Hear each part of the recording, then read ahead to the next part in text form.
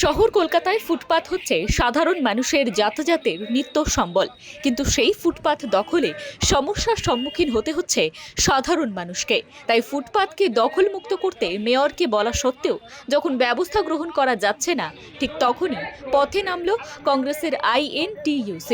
বুধবার নির্মলচন্দ্র স্ট্রিটে বিক্ষোভ প্রদর্শন করলেন তারা।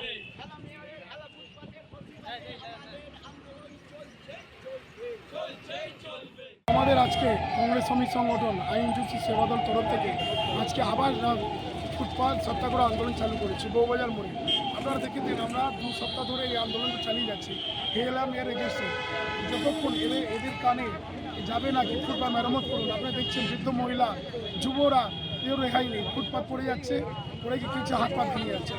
আমরা একটাই ডিমান্ড, সাধারণ মানুষের চলতে অসুবিধা না হোক। কেন আপনারা তো হেলিকপ্টার গাড়িতে চলে, আপনাদের পয়সা দরকার, কোথায় কী বাড়ি হচ্ছে, বেআইনি বাড়ি ওসব নিয়ে।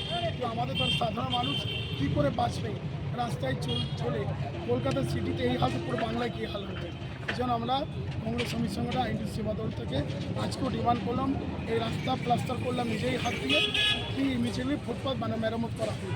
এই ডিমান্ড নিয়ে আমরা আন্দোলন করছি। ঠিক 1 মাস পর আমরা কর্পোরেশন বড় 5, বড় 6, বড়গুলো আমরা ঘেরাও করবো। ওইখানেও ডিমান্ড করবো রাস্তা ফুটপাত মেরামত করবো। আমাদের এই সপ্তাহগুলো চলছে, আগামী দিনও চলবে। Bureau report, timeless depiction news.